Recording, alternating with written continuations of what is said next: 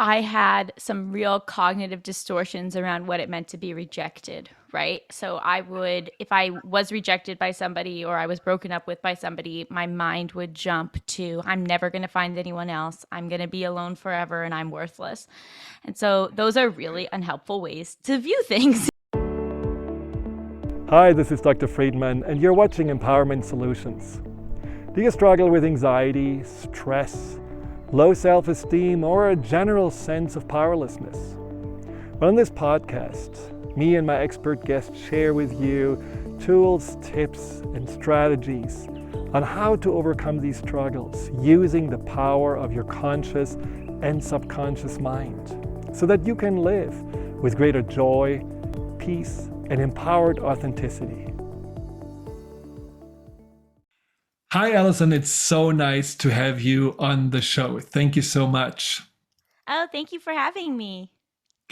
Well, I actually was surprised when I read the title of the book, which is Overthinking About You, since, it's you and it's all about relationships. So how did you come up with that title?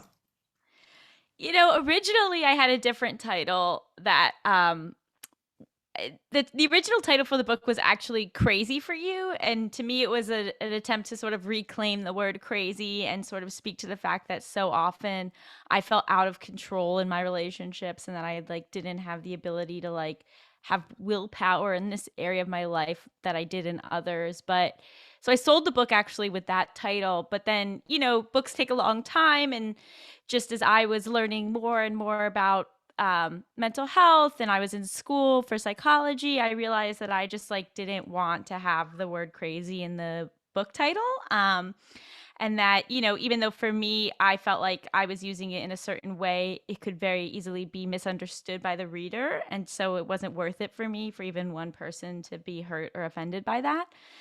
So then became the months long journey of finding another title. Got it.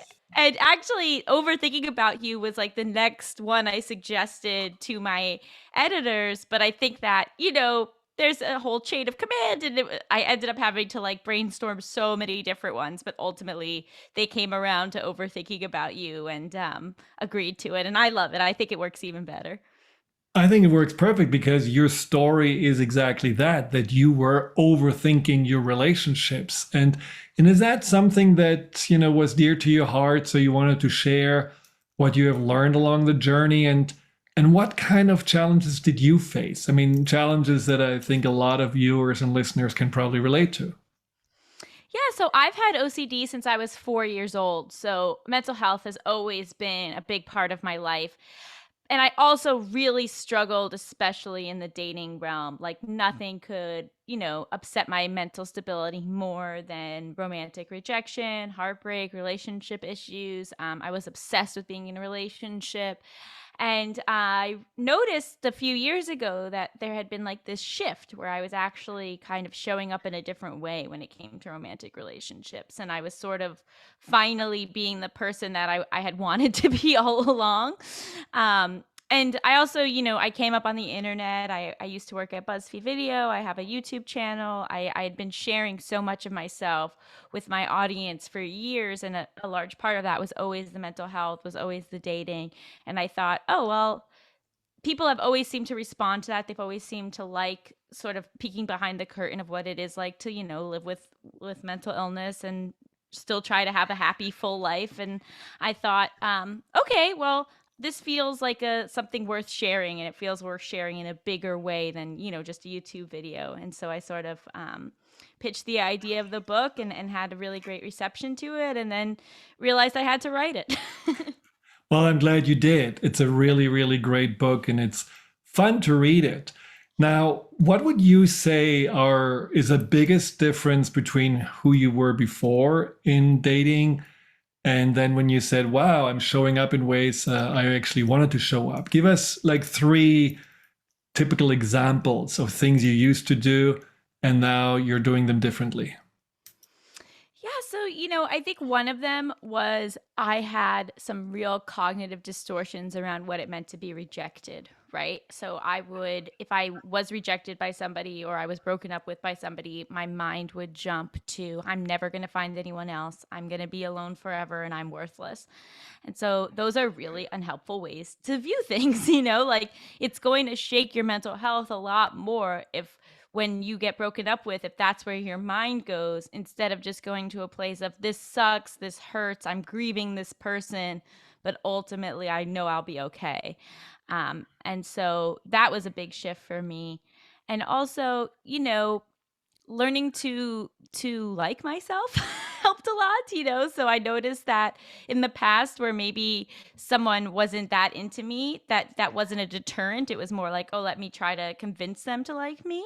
And I noticed that instead, if somebody wasn't liking me, I found that to be off-putting. I was sort of like, oh, well, what's wrong with you that you're not excited about me, like, and even though obviously everyone has every right to be interested or not interested in somebody, I was no longer drawn to people who weren't interested in me. And that was a really wonderful shift as well. So that sounds like that you really had to also change your relationship with yourself. Absolutely. That was the first step. That was what was so important. And the premise of the book is really that dating is always risky. It's always scary. But when you struggle with your mental health, it's kind of extra important to sort of have these safety nets set up for yourself so that you can engage in dating and it won't be quite as dangerous because the way that you look at it and the coping skills that you have are kind of already in place so that if things do go awry, you'll be in pain, but you'll be okay. Now, a lot of the things that are written in the book really affect all of us. I mean, the fear of rejection, that, at times obsessing about a person that doesn't really clearly communicate. There are so many topics that I think everyone can really benefit from having more insights on how to navigate through it. So the thing that I'm always a little bit hesitating about is the idea of illness. Do you see yourself as ill, or do you see yourself as someone who has special ways to communicate or think or go through life? I know that everybody has a different relationship to their mental health, but for me, it is really helpful to externalize my OCD and my anxiety. It has been very helpful for me to view them as things that are separate from me, that they do not define me. They are not my personality, but they are just something that I live with and have to deal with. Because, it's like, not to compare to physical illness, but like, I don't want to have OCD. Like I don't want to have my compulsions. I don't want to be living in a state of heightened anxiety. And I've gotten my anxiety a lot much more under control than my contamination OCD. But yeah, like for me, it is incredibly helpful to view it as a disorder and to allow myself the grace to say I am I am mentally ill and that's okay. I'm still able to have a wonderful full life, but I am struggling with these things and to pretend that I'm not struggling with them would make it harder to give myself the self-compassion that I need in order to live with them. But you said something very important, which is that it's not your identity.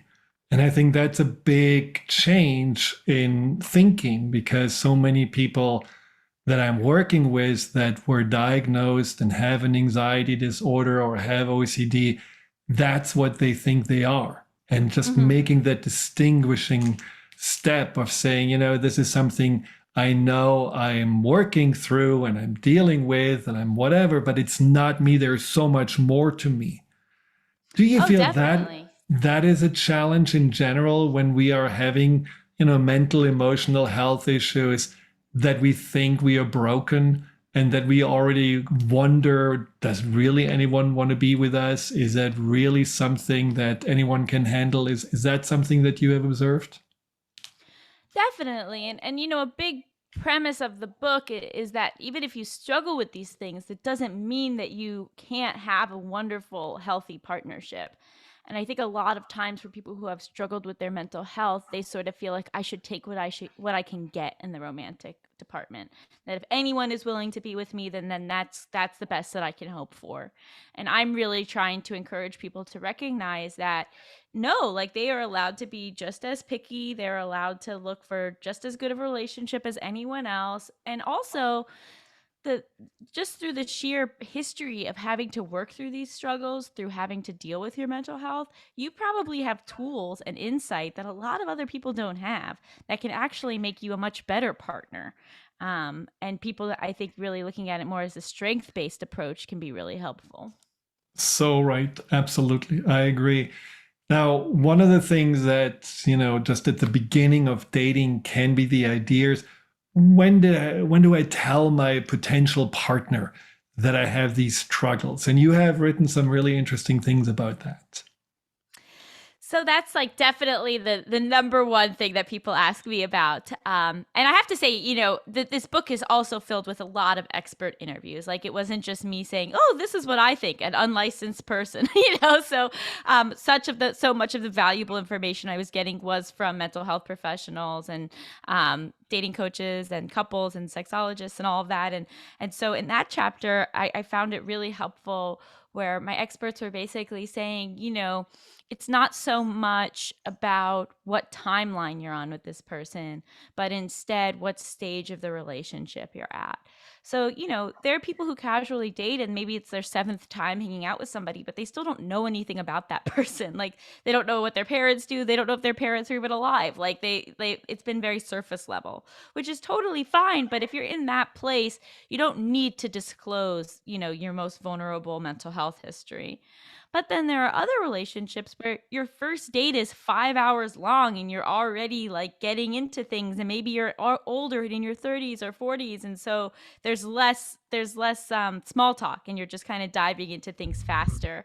So it's really just like noticing, okay, is this person sharing real things with me? Are we starting to actually open up about our lives in a deeper way? And if so, then that's really a good time to sort of start to talk about these things. But a big thing I had to realize was you want to share from a place of control. You don't want to share compulsively. And so sharing compulsively is sharing because you're very afraid of how they're going to react. You feel like you have to get it all out on the table. It's almost like a word vomit. But if you can instead view it as I'm in control of this information, I'm in control of when I'm going to tell it, what atmosphere I'm going to tell it in. Because let's be honest, shouting, I deal with suicidal ideation in a crowded bar isn't probably ideal. Like you want to think about the environment that you're talking to this person in, and then also really the energy of your disclosure. Because I think if you disclose, yeah, I deal with a lot of anxiety, it's a problem, it's caused issues in my other relationships, and I'm really worried how you're going to respond, like that's a lot for somebody to take in versus, yeah, I've actually dealt with anxiety for most of my life, but I'm in treatment for it and I've have some good coping skills. Yeah, I still need to work on it, but I'm handling it, and it's something I know I need to address. Cuz that lets your partner know that they're just learning about you instead of them saying, "Oh, this is something that I now need to take on," which is two very different things. And it's again what you said before, it's not identifying you. It's saying this Mhm. is a part of my life, but it's not all of who I am. And so that's a much more confident energy and not like an apologetic energy about it. And but that brings up, of course, you say it and then you expect the rejection to happen or the judgment to happen. And there's definitely also there are some OCD patterns about rejection in general that you address and how to just calm yourself down about rejection. So what would you recommend, or what did you find the experts recommend about that? Rejection, especially when you don't have a clear answer as to why, is like gasoline for anxiety, right? Because then your brain is like, I need clarity, I need certainty. Let me figure out exactly why this happened and what I could have possibly done to have prevented it from happening. And that is not a good game to play with yourself. We kind of call it the what if thoughts, like, what if I hadn't said that? What if I had said this? What if I had worn this instead of that? And that's the stuff where your anxiety just latches onto it, and you just find yourself in like a hamster wheel going around and around with the what ifs. And so I have found it really helpful to just sort of accept your reality, like to have an acceptance based approach where, okay, this person broke up with me. I maybe do not have the clarity that I wish that I had about it. But in this moment, this relationship is over. And what now? Like what do I do now to heal and to grow and to move on with my life instead of hyper fixating on the what ifs? Because even if you solve it, you won't ever know if you solved it because you're not talking to that person anymore.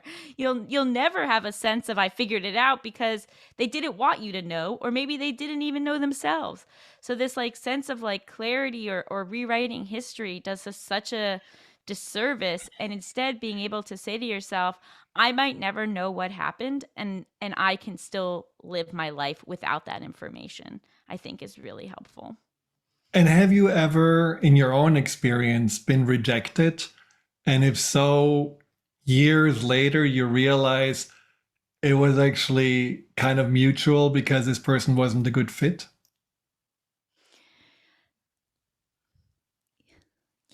I it's hard for me to look at things like, oh, I dodged a bullet, or oh, thank God I'm not with them. I mean, sometimes I have some of that, but a lot of times it feels more true to me just to be like, wow, I wish that had worked out, but it hadn't. And now what?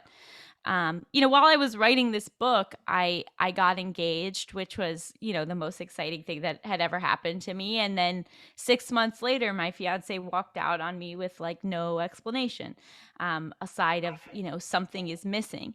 And so that was obviously the worst breakup of my life in a lot of ways. It was the most significant relationship I'd ever had. We were engaged to be married. I did not see it coming at all. But the way that I handled it was completely different than any other breakup, even these much smaller breakups, because I kind of did all of those things that we were talking about. I mean, I could very much have fixated on, what was the something, like what did I do wrong? But instead I realized that I couldn't fix a problem that my partner wasn't sharing with me. And I knew enough about myself to be able to say if he had brought his doubts and concerns to me earlier and had a willingness to work on them, I would have shown up. But he didn't let me do that. He just ripped the rug out from under me and left with like no attempt to work on things, no attempt to communicate with me. And that's not my fault. And so the fact that I didn't blame myself for, the disillusion of my broken engagement, I think was like, oh, all of the things in this book are true and are helpful. No, I mean, that is such a wonderful way of handling it. And it's really something also where we have to remind ourselves of a rejection doesn't mean it's reality, that we are not good enough. Maybe Right. there was something missing for that person, but again, like you said, I would be happy to give it if I would knew what it is, and maybe I wouldn't be able to give it because it's not me. And so the rejection is simply a feedback of I'm not fitting into your expectations, but that doesn't make me any different than I am. So obviously you had a pretty healthy self relationship already at that time when you had this broke up and it didn't break you. And that's kind of, I'm glad that this didn't happen. Now, there is also the other breakup thought that is about breaking up with that person, where you're constantly wondering, what if I break up? What if I don't like this person anymore? What if the kiss is actually not the way it's supposed to feel? That was also a really interesting chapter in your book about that.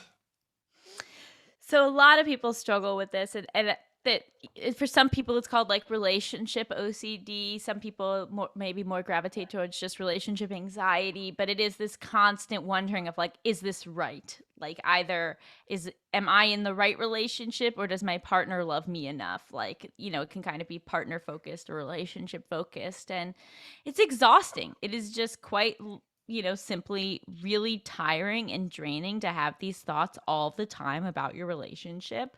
And so I tried to sort of, with the help of the experts, sort of provide some tools for just sort of being able to notice those thoughts and to sort of wonder, are these valid concerns, or is this maybe more my ROCD or my relationship anxiety? And one of the things that's hard is like sometimes it's hard to know, and like you have to be kind of okay with that uncertainty, but some signals that it's maybe, actually a valid concern is something that if you bring it to your partner, they can address it, right? So if you say to your partner, I'm really worried that we don't spend enough time together, they can spend more time with you. But if you say to your partner, I'm worried that in 30 years we won't have anything else to say to each other, what are they going to do with that? Right. That sort of signals that maybe it's more of an ROCD thought that is like future focused, or focused more in hypotheticals, or focused more in like something being quote unquote right or enough, which are things that aren't actually able to, define or tangible. And so being able to say, oh, that's a thought, maybe that's true, but I'm choosing to show up in this relationship today. I want to be here today, and so thank you for these concerns, but I'm not going to spend the next 2 hours worrying about them.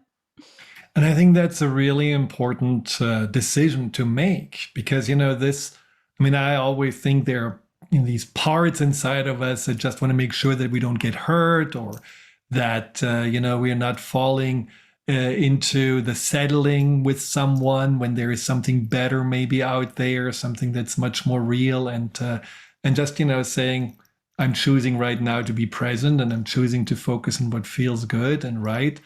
I think that's very, very helpful advice because it can also be, I don't know if you experience this, but that conflict where you, on the one hand, you are alone and then you want to be in a relationship and you go dating and you obsess about it and then you're in the relationship and then there's like, no, no, I don't know if this is right. Maybe I'm going to get hurt. Maybe it's better to get out.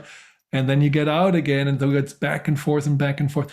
And that is also something that, is like a game that somehow you can play with yourself, which unfortunately always ends up in being completely unhappy because no matter whether you're in or out of a relationship, you will feel dissatisfied. And I think that's what you just said, just choosing to be in it and see where it goes and looking maybe also for the things that feel good. It's really important. And that's something you also addressed was the whole idea of perfectionism. It has to be the perfect relationship, the perfect, partner, because social media says this is what you're supposed to have. That's what you deserve. And you had some really good suggestions about that. Yeah, so I think so many people think that when they know, they know. And so if they don't have this strong sense of this is it, this is the one, then it must not be. But Shiva Rajahi, who's a wonderful therapist, she has this idea of a good enough relationship, where basically if you have a certain amount of compatibility with another person, you can make a relationship work where you're both happy and fulfilled. And, um, and really just recognizing that we have these unrealistic standards for romantic relationships. We think that this person should be everything for us. We think we should be attracted to them at all times. We think that our sex lives should be constantly going up instead of having peaks and valleys. And the reality of a day-to-day long-term relationship, it's very rare for it to actually hit all of those markers. And so then when you're there and you're going, but this isn't what TV told me, then you're like, well, this must be wrong. I could possibly do better. Instead of saying, oh, actually, a long-term partnership is a very complex thing that is going to have many different phases and stages, and you're honestly going to have like probably multiple relationships with that same person over time, and sort of allowing yourself to not have to live up to this Hollywood standard of what a good relationship is, and instead say, does this person respect me? Do I respect this person? Do I feel supported by them? Are they supporting me? And then, having a clear set of deal breakers, but also making sure that there's also another section which is like, I don't want this, but I can live with it. you know like I think we need to expand the list. Like a lot of times it's like things we need and things we can't have, but I try to encourage readers to expand it to things we need, deal breakers, things we want but are okay not having, and things we don't necessarily want but are okay having. Like a go-to example for me is like my boyfriend loves baseball. Is like obsessed with baseball. I'd prefer if he wasn't, but it's fine that he is. Like I'm not a sports person, so I wasn't looking for a sports person, but he happens to be, and that's fine. That's not a deal breaker for me. Um and I think just sort of being more specific with those lists where, kind of narrowing down the deal breakers instead of like, oh, if they don't like hip hop, then I can't be with them. Maybe you can. Maybe they just don't come to hip hop concerts with you. And so being more flexible in our ideas of what actually matters in a healthy long-term relationship versus what we've been told to believe matters. But especially when you are going into the more obsessive spirals of thinking, you can make things matter even though they don't really matter that much. So how do you bring it back to a more grounded place, where you really say, like, don't worry, even if right now you feel like he's a bad kisser, it's still something that can be good enough because there are so many other things. So how can you pull yourself away from just focusing on the little stains in the carpet? I think therapy is a really important step. Unfortunately, it's not accessible to a lot of people. So saying that is like the go-to standard. I mean, it is the go-to standard, but I also recognize it's not a possibility for a lot of people. So if that's not a possibility for you, Shiva Rajahi actually wrote a wonderful book called Relationship OCD that's all about this. So that might be really helpful to sort of do some psychoeducation for yourself so that you are better able to identify those thoughts. And for me, it's always been so helpful just to be able to label things, right? To be able to label, oh, this is an OCD thought. Like Hmm. that doesn't make the OCD thought go away, but it does take away some of its power because I recognize that it is not the same thing as a fact. And I do not need to give it the same weight in my brain as a fact. So I think just getting in touch with how these things are showing up for you and then being able to label them in your brain can be really helpful because then you don't make that rash decision. And to also kind of increase your tolerance for distress, right? And say, oh, it is distressing to have these thoughts when I'm making out with my partner, but I love my partner. I see a future together. And so I'm going to tolerate this distress because it is worth it, is also a helpful approach sometimes. Definitely. And I really think that this stepping out of making some kind of a quick decision and saying, let's do it more long term and see all these aspects of the relationship and don't focus just on one. It's not necessarily how we operate these days, where our attention span is very small and our desire to have instant resolutions very high.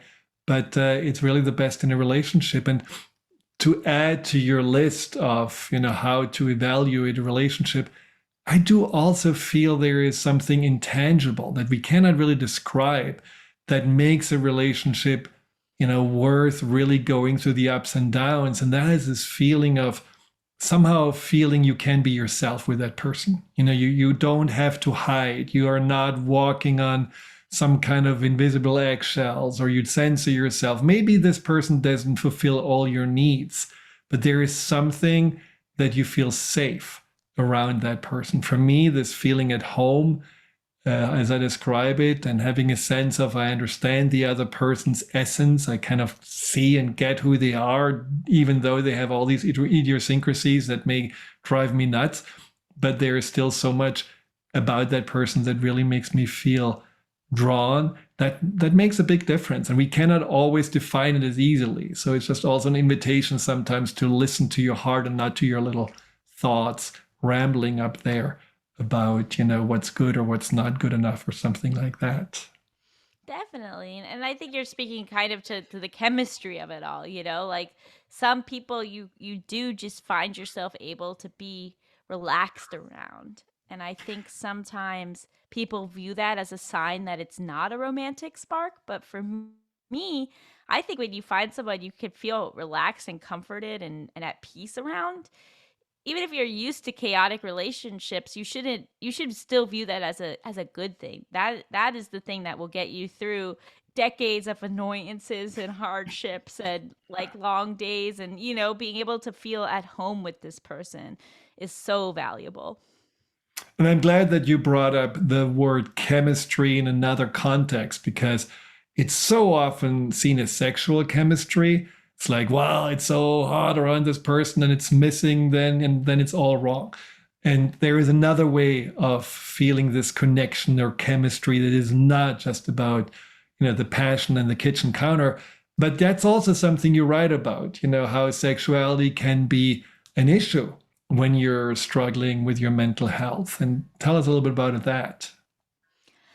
So I think that, that chapter was really important for the book, even though I did not want to write it, because I think we have this belief that sexuality is separate from the rest of our lives, and it is sort of this magical realm where none of our issues that exist elsewhere will show up. But the reality is, if you struggle with anxiety or OCD or depression outside of the bedroom, it's going to show up in the bedroom. And I think that a lot of people don't know that, and so that when they have that experience, it feels incredibly isolating, and there is a lot of self-judgment around it. And so I really wanted to just sort of destigmatize that, and make it known that, like, yeah, like if you have anxious thoughts all day long, you're probably going to have anxious thoughts during sex too. Like that's just what would happen. Maybe not every time, but it is likely to pop its head out, especially during the time of day when you're the most vulnerable and intimate. That's when anxiety is worried about you. And so sort of just normalizing that the struggle will continue in the bedroom, and that doesn't mean that it's not a good relationship, that doesn't mean it's not a good fit, but that you might just need to do a little more work and have a couple more tough conversations than other people who might not struggle with this. And I think that's a really important topic because, as you said, there's a lot of self-judgment also going with it. There's a lot of misunderstanding of what is a healthy sex life and what is not. And I think there is also, in general, maybe a discrepancy with gender. What are the expectations of a man and a woman, just besides all of the other things we just talked about? So it's a really good chapter, and it's really important just to explore a little bit more, especially if you want to have a healthy and fulfilling relationship. Now, one thing that you also mentioned is when you are actually dating someone who struggles with OCD and anxiety, there are certain things that you shouldn't be doing and certain things that would be good to do. So what are your suggestions there? These disorders manifest so differently in everyone. And I think that that's why it's not enough to just say to your partner or potential partner, I have anxiety or I have OCD. Like, that's a good starting point. But as you get deeper into a relationship, really letting it be clear what that means, how that manifests for you, and then also what you have found to be helpful in the past. And I think another big misconception we have is that the perfect partner will know how to care for us perfectly without us giving them any guidance. But why? Like, that doesn't make any sense. Why would they instinctively know this very specific thing about a completely different person from them? So filling your partner in on, like, okay, when I'm having a really anxious day, what is helpful for me is for you to take care of dinner, because having to think about what I have to plan for dinner on top of all my other anxieties, that will really help me out. But if you don't say that, maybe your partner will come home with flowers, but you're like, flowers, I need dinner, like. And so being able to express, these needs and the ways that you feel loved and cared for when you're struggling. And then it's on the partner to then listen to that, to not say, oh, but I think you should try, like, if your partner has figured out what works for them, that's great. Listen, like, show up in the way that they've kind of advised you to show up, instead of like being like, yeah, but when I have anxiety, I find it helpful to blah, blah, blah. It's like, that's great, but it's not what they find helpful. So really looking to each other to fill each other in, instead of just like expecting you to instinctively know. And it's really wonderful for the partner to be told this is what helps, because I know a lot of people that do have partners that have some struggles with anxiety, OCD, feel powerless because they cannot totally understand where they're coming from. They cannot totally relate to that. And then they're like, oh my God, just watching him or her struggle, and I'm just sitting there and wish I could make it go away. So having this sense of, yes, I can be of help. I am actually feeling more empowered. I'm a part of this journey.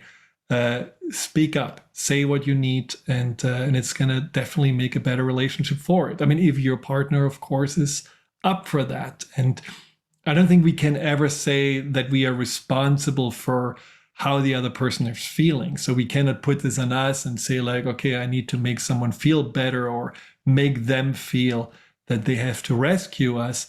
But we can always use each other's support. And sometimes the best support we get is to be left alone. Just like, you know what, I'm going to just go a little bit in my room here and take a time out. Please don't talk to me. And that can be as helpful as making dinner.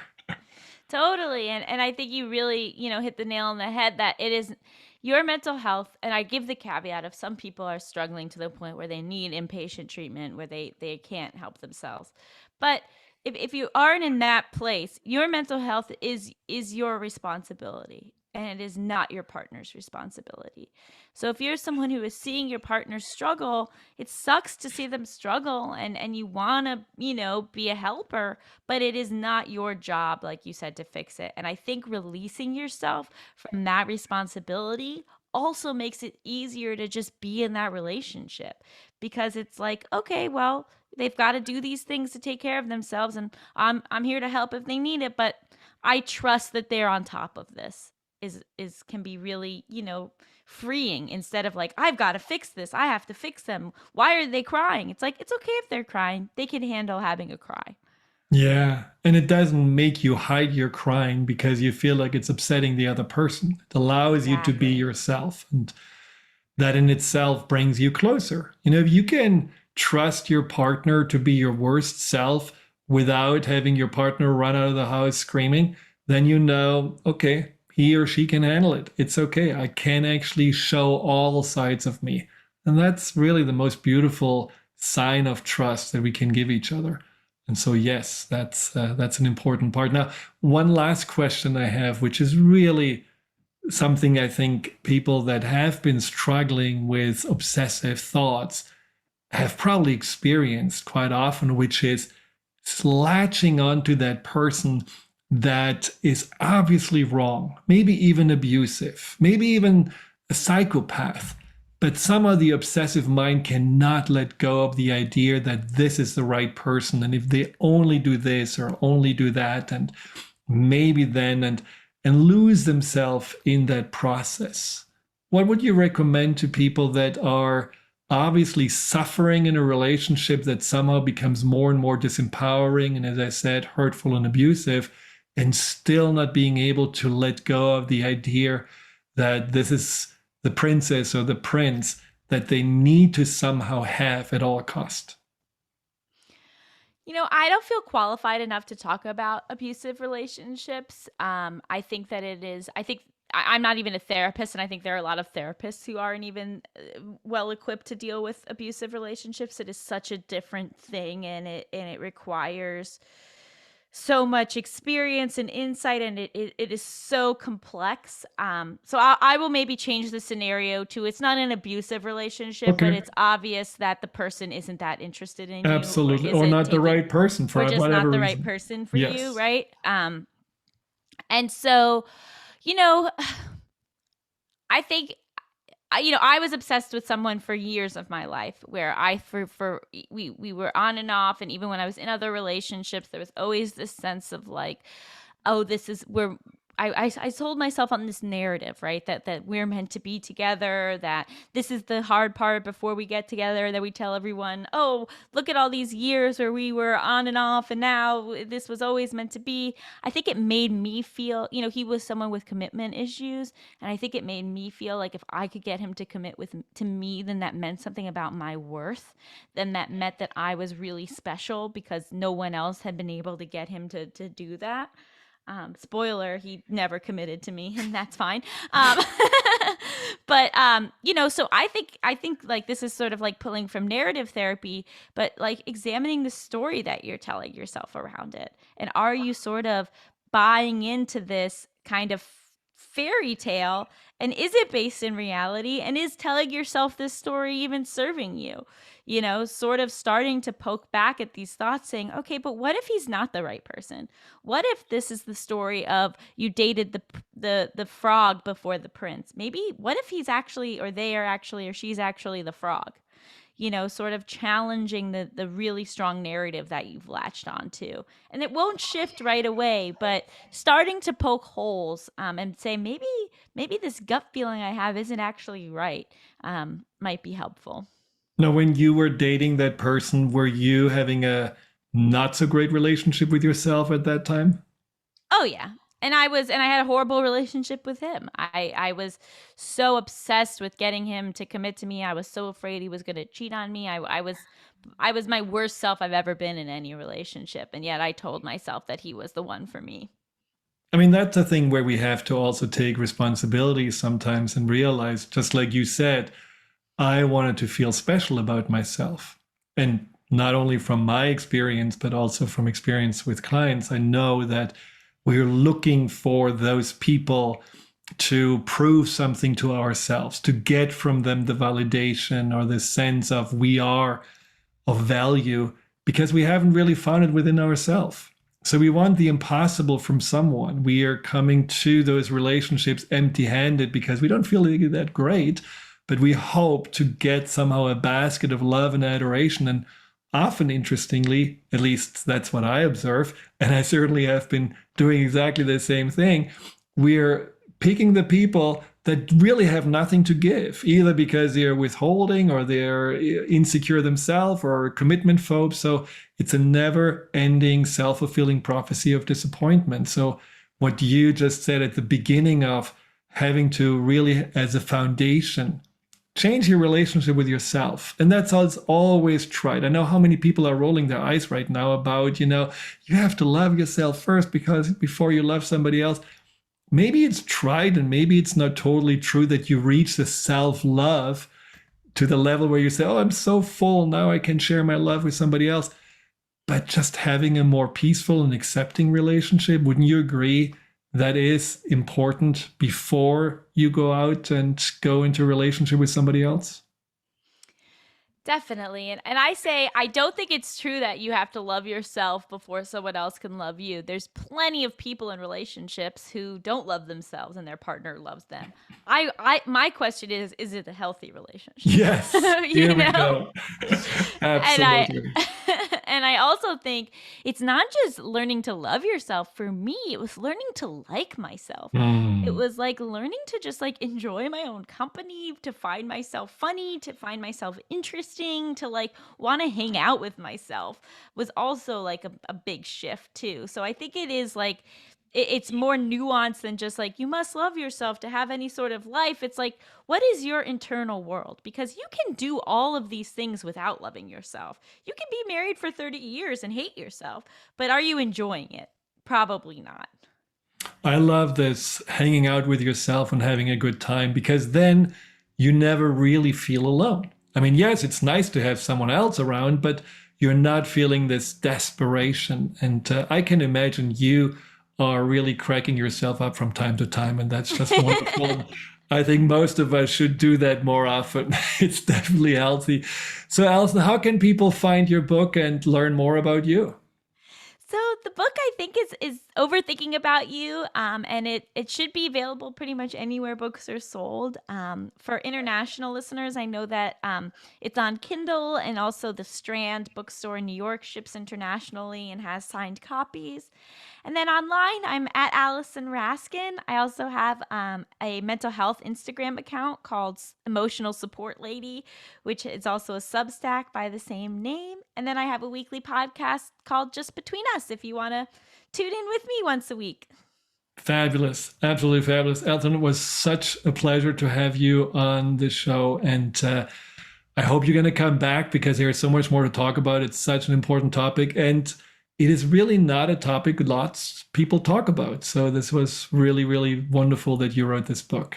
Congratulations. And thank you from the bottom of my heart. Oh, thank you so much. You've made my day. Bye.